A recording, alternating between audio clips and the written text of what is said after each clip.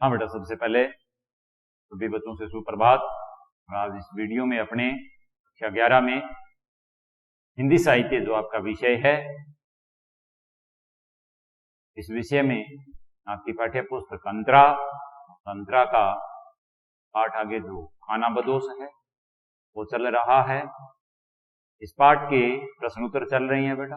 यद्यपि पूर्व की वीडियो में भी मैंने इस पाठ के जो प्रश्न उत्तर हैं वो करवाए हैं, 5 प्रश्न के करवा दिए हैं। और अब इस वीडियो के अंदर इस पाठ का प्रश्न संख्या जो 6 है उस पर अपने चर्चा करेंगे। देखिए बेटा, प्रश्न संख्या 6 है।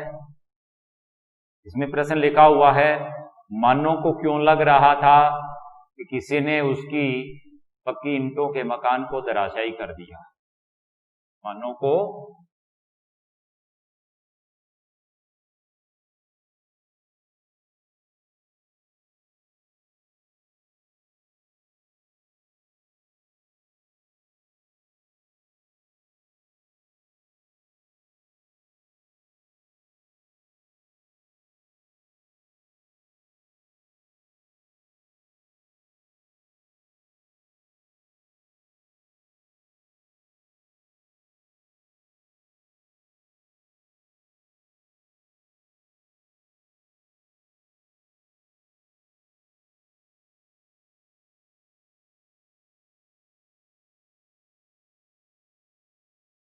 प्रश्न है बेटा,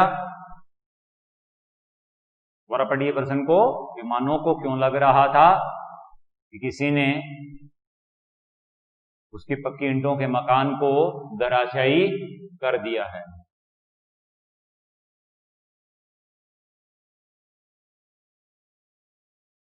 किसी ने उसकी पक्की ईंटों के मकान को धराशायी कर देना। धराशायी कर देना, जमीन पर गिरा देना, तोड़ फोड़ देना। कहानी को हमने पढ़ा है। पढ़ने के बाद में हमारे सामने ये बात आती है, वो दलित समाज से हैं, गरीब है। जब वो गांव में रहते थे तब वहां वो थोड़ी बहुत खेती बाड़ी किया करते थे। बड़ी मुश्किल से उनके जीवन का गुजर बसर हो रहा था। आगे चल करके असगर ठेकेदार के संपर्क में आते हैं। फिर वो गांव छोड़ करके शहर में बट्टे पर आ जाते हैं। मानो के मन में एक सपना था, और वो सपना ये था कि उसका भी पक्की ईंटों से एक मकान बनेगा, उसका घर बनेगा। या यूं कहें कि मानो ने पक्की ईंटों से अपने मकान बनाने का सपना देखा था। होता भी है बेटा, हर आदमी होता है, जीवन में ख्वाब लेता है, सपना देखता है और उनको पूरा करने के लिए प्रयास भी करता है। प्रयास के अंतर्गत मेहनत करता है, परिश्रम करता है, रात दिन भाग दौड़ करता है, जी जान से उस काम के अंदर जुट जाता है। और जब आदमी ऐसा करने लगता है और करते करते उसके मार्ग में कोई विघ्न बाधा आ जाए तो उसके ऊपर एक तरह से वज्रपात होता है, पहाड़ टूट जाता है उसको। न केवल उसके सामने तब एक बाधा पैदा होती है, बल्कि उसकी भावनाओं को भी बहुत बड़ी ठेस पहुंचती है। उसने जो जीवन के अंदर सपने संजोए रखते हैं, वो सारे सपने उसके चकनाचूर हो। और सपनों का मतलब है बेटा आगे भविष्य की सुंदर कल्पनाएं। ये देखिए बेटा, आगे तभी आदमी बढ़ता है जब वो आगे भविष्य के बारे में सोचता है, नए नए सपने लेता है, नई नई कल्पनाएं करता है। आप बच्चे हो, आप पढ़ रहे हो, आप में से कोई डॉक्टर बनना चाहता है, कोई इंजीनियर बनना चाहता है, कोई अध्यापक बनना चाहता है, कोई आईएएस, आरएएस, बड़े बड़े मतलब प्रतियोगी परीक्षाएं पास करके और बहुत बड़े अफसर बनना चाहते हो, कोई समाज सेवक बनना चाहता है, कोई लेखक बनना चाहता है, कोई रचनाकार बनना चाहता है, कोई कुछ बनना चाहता है, कोई और दूसरा काम, कोई व्यापार आदि करना चाहता है। लेकिन ये तभी होंगे सफल जब आप इनको पूरा करने के लिए प्रयास करोगे। लेकिन एक विडंबना तब पैदा होती है जब आप प्रयास कर रहे हो, कोशिश कर रहे हो, दिन रात जी जान से मेहनत कर रहे हो, और ऐसा करते करते आपके वो स्वप्न, आपकी वो भावी कल्पनाएं टूटने लग जाए या कोई विघ्न बाधा आ जाए, तब आपकी भावनाओं के ऊपर बड़ा कुठाराघात होता है। और ऐसा ही कुठाराघात मानो और सुकिया के साथ हुआ। मानो ने पक्की ईंटों से अपने मकान बनाने का स्वप्न संजोया था।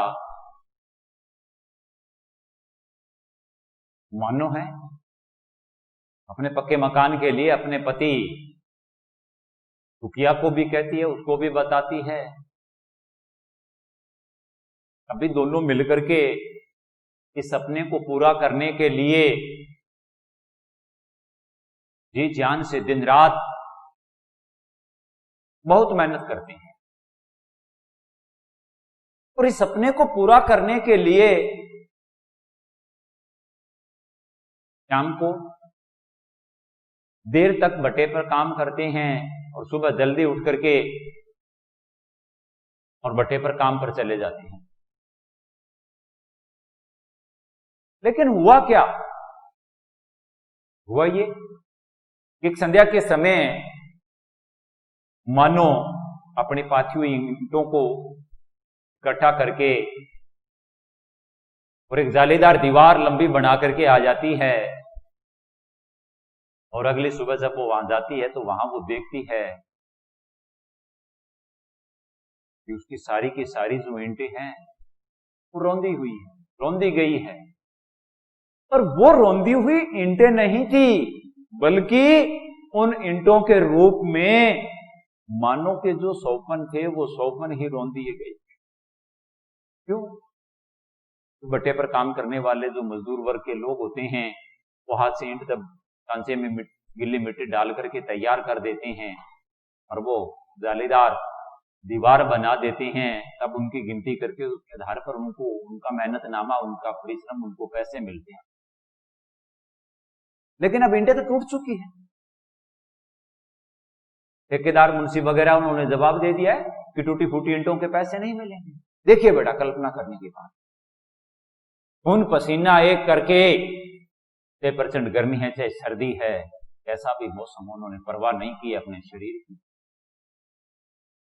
अपना खून पसीना बहा करके उन्होंने वो काम किया है, मेहनत की है, और उस करे कराए सारी मेहनत के ऊपर पानी फिर गया है।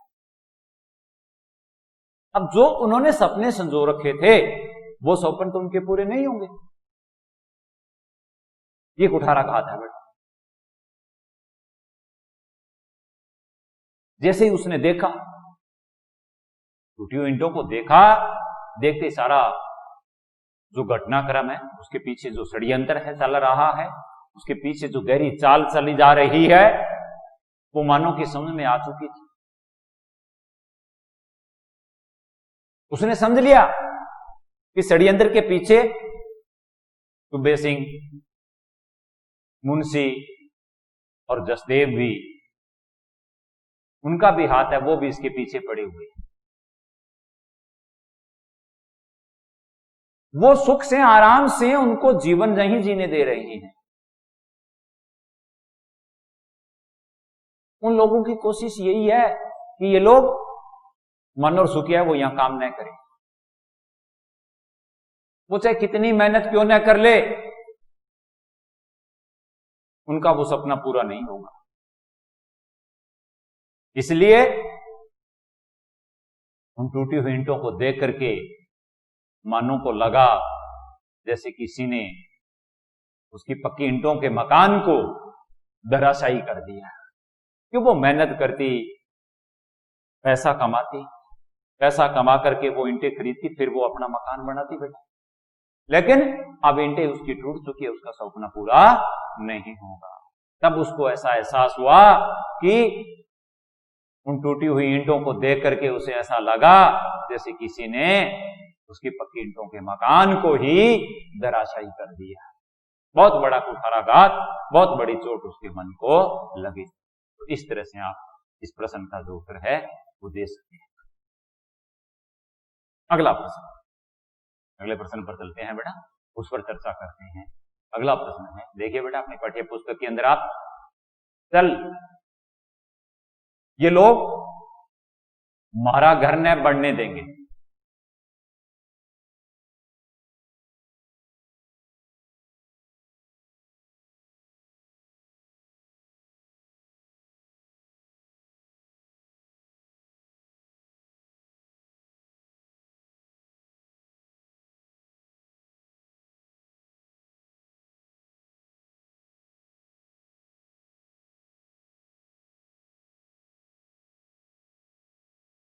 प्रश्न है, चलिए लोग हमारा घर बढ़ने न देंगे। तुकिया के इस कथन के आधार पर कहानी की मूल संवेदना जो है उसको स्पष्ट। ये कथन किसका है बेटा? तुकिया का है।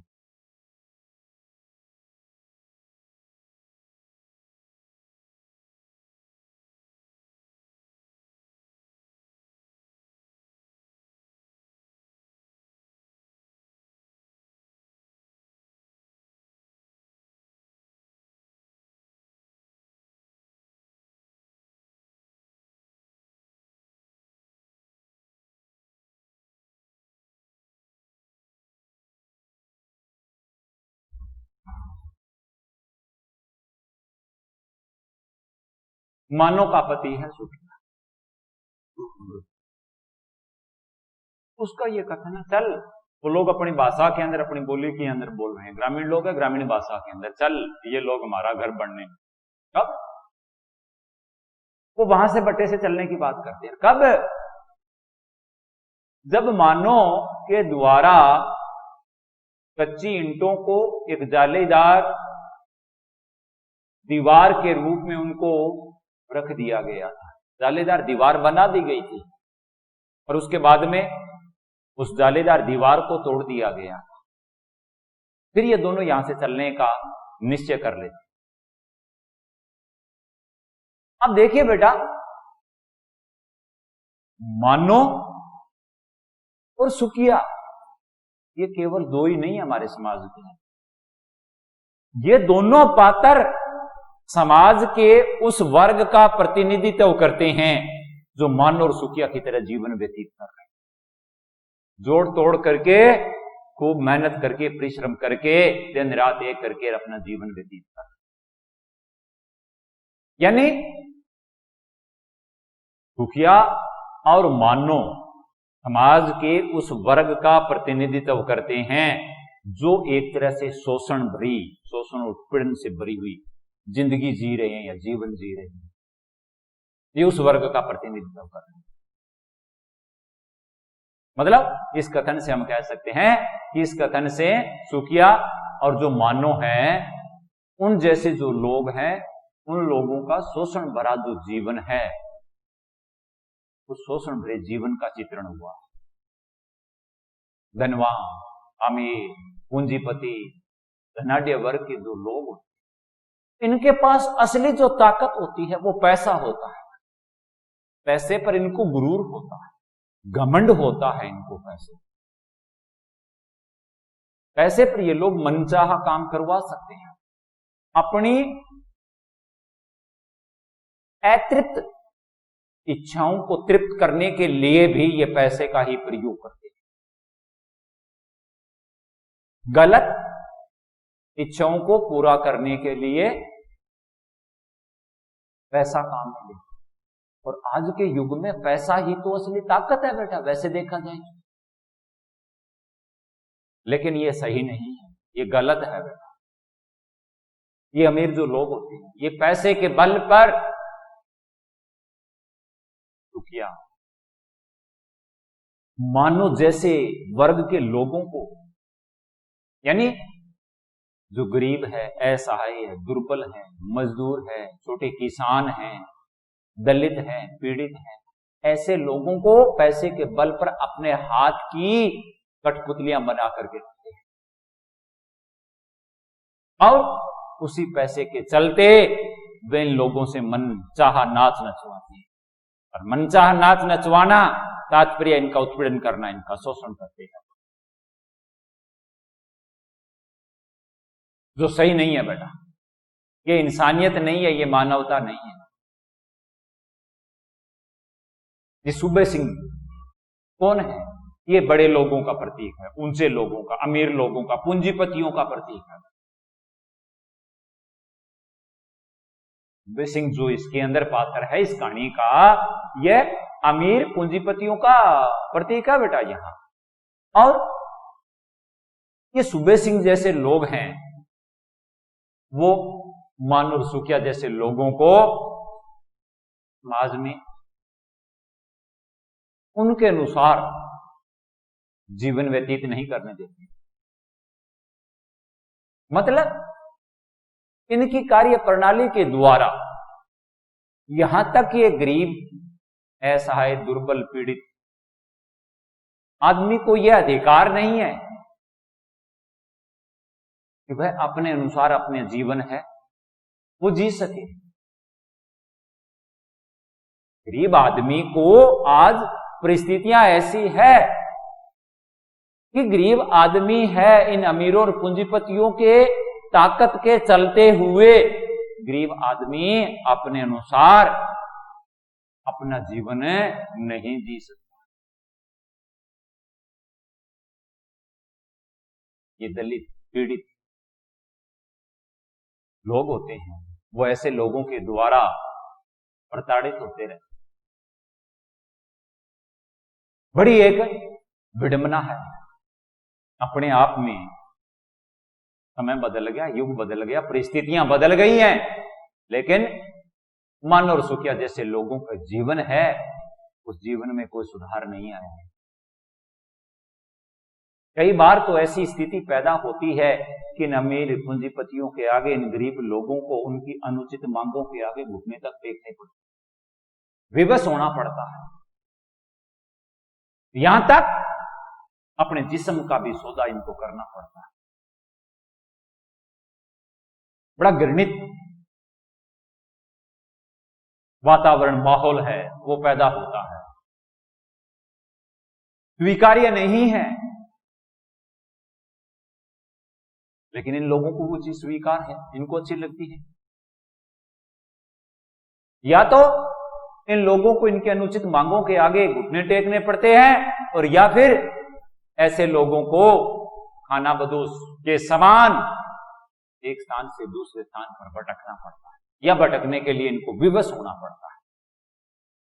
देखिए बेटा, हर इंसान सुविधा भोगी होता है, हर आदमी चाहता है मेरे जीवन में ज्यादा से ज्यादा सुख सुविधाएं। जानबूझ करके कोई आदमी इधर उधर नहीं भटकेगा। हम भागदौड़ करते हैं, जीवन में ज्यादा से ज्यादा सुख सुविधाएं हमें मिले, ऐशो आराम मिले, हमारी मूलभूत आवश्यकताओं की पूर्ति होती रहे। गरीब आदमी होता है वो तो पेट भरने के लिए या अपनी मूल आवश्यकताओं की पूर्ति के लिए भागदौड़ करता है, लेकिन बड़े अमीर, पूंजीपति, धनवान वर्ग के जो लोग होते हैं वो ऐसे लोगों का शोषण करते हैं। तो सुखिया का जो ये कथन है, इस कथन से गरीब है, मजदूर है, उनकी यही मनोदशा होती है। इसी संवेदना का चित्रण इस कहानी के अंदर उभर करके सामने है। इस कहानी, इस पंक्ति के द्वारा कहानी की यही मूल संवेदना कही जा सकती है। इसके बाद में फिर एक प्रश्न और आता है, आगे पर चर्चा करते हैं बेटा। खानाबदोश कहानी में आज के समाज की किन किन समस्याओं को रेखांकित किया गया है?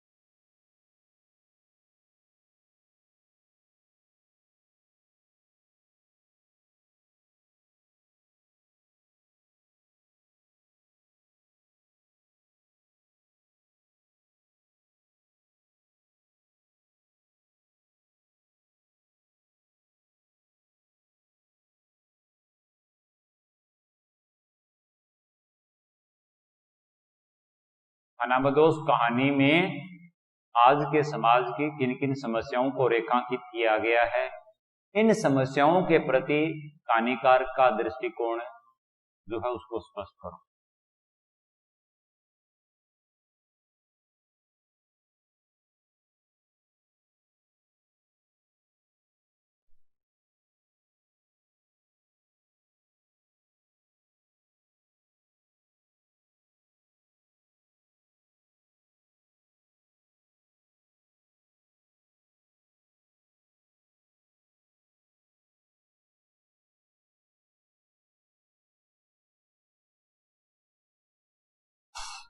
देखिए बेटा, प्रश्न को पढ़िए। खानाबदोश कहानी में आज के समाज की वर्तमान जो युग है, जो युग चल रहा है, इस युग की किन किन समस्याओं को रेखांकित किया और इन समस्याओं के प्रति कहानीकार का नजरिया क्या रहा है। देखिए बेटा, जब हम इस कहानी को पढ़ते हैं, पढ़ने के बाद में कई प्रकार की समस्याएं उभर करके सामने आती है।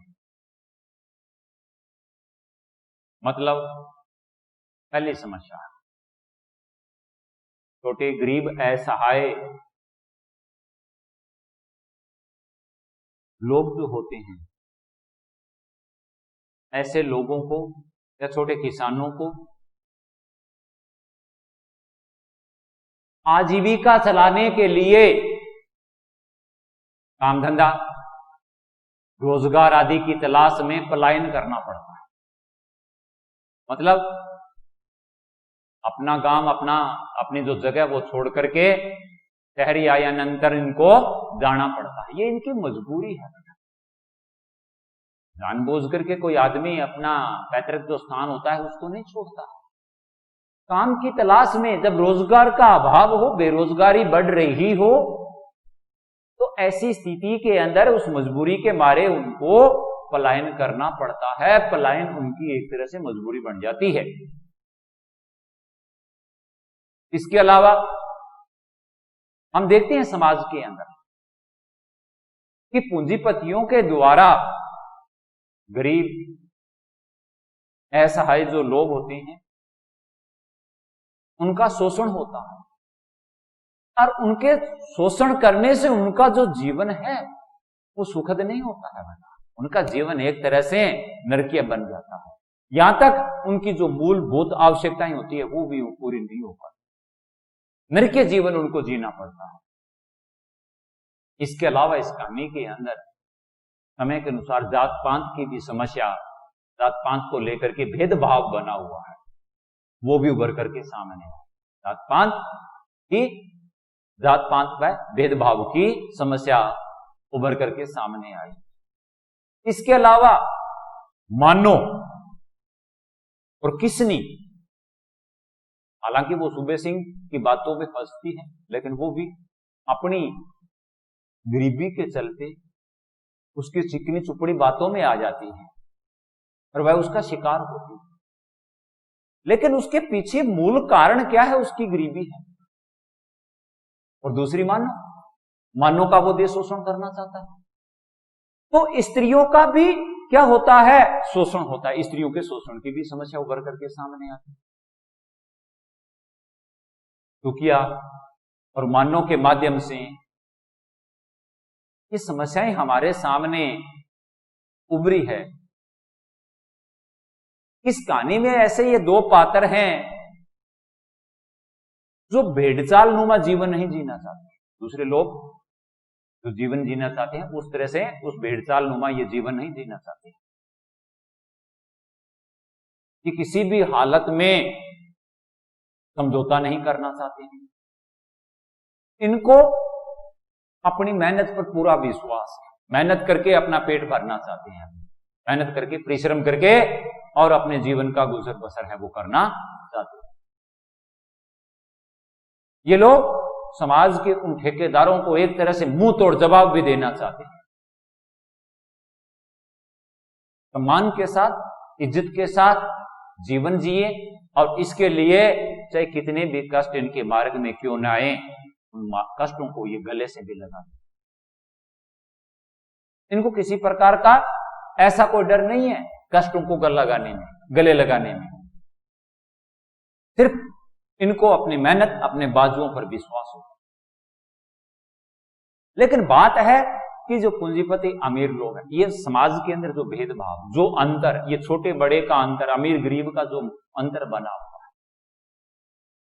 देश जब आजाद हुआ था तब समाजवाद की कल्पना की गई थी, लेकिन आज इतने 70-78 साल देश को आजाद हुए हो गए हैं, लेकिन अभी तक समाजवाद की स्थापना नहीं हो पाई। आज भी छोटे बड़े का अंतर है, वो समाज में विद्यमान। रोजगार का अभाव है, बेरोजगारी का बोलबाला बढ़ता जा रहा है, कमजोर का शोषण आज भी समाज के अंदर हो रहा है। तो ये बड़ी समस्याएं हैं देश के सामने। अच्छा, बेरोजगारी बढ़ेगी तो समाज के अंदर बेरोजगारी के साथ साथ अपराध बढ़ेगा। अगर रोजगार है तो आदमी है वो उस काम के अंदर नवयुवक वो लगा रहेगा, उसका इधर उधर दिमाग नहीं भटकेगा। आज देश के अंदर एक वैश्विक स्तर की समस्या पैदा हो चुकी है, आतंकवाद। इस आतंकवाद के पीछे भी नई पीढ़ी है वो भटक चुकी है। और वो क्यों भटकी है? क्योंकि समय के साथ जो रोजगार उनको मिलना चाहिए वो नहीं मिल पाए, और जब नहीं मिलता है, बेरोजगार होते हैं, तब वो फिर गलत गतिविधियों में संलिप्त हो जाते हैं। काले दिमाग शैतान का घर, काले बैठा और क्या करेगा, इसी तरह की गलत गतिविधियों के अंदर वो शामिल होगा। तो समाज में अपराध प्रवृत्ति जो पनपती है, उसके पीछे बेरोजगारी भी उत्तरदायी हो। समय रहते हुए सरकार को ऐसे प्रयास करने चाहिए, ऐसी नीतियां निर्धारित करनी चाहिए, रोजगार के ऐसे अवसर समाज में मुहैया करवाने चाहिए जिससे निम्न वर्ग के लोगों का जीवन स्तर सुधर सके, और उसके साथ साथ जो बेरोजगार लोग हैं उनको सही रोजगार मिल सके, ताकि वो अपने पैरों पर खड़े हो सके। इस तरह से आप इस प्रश्न का उत्तर है वो लिख सकते हो। शेष जो प्रश्न है इस पाठ के वो अगली वीडियो में करेंगे। तब तक के लिए धन्यवाद।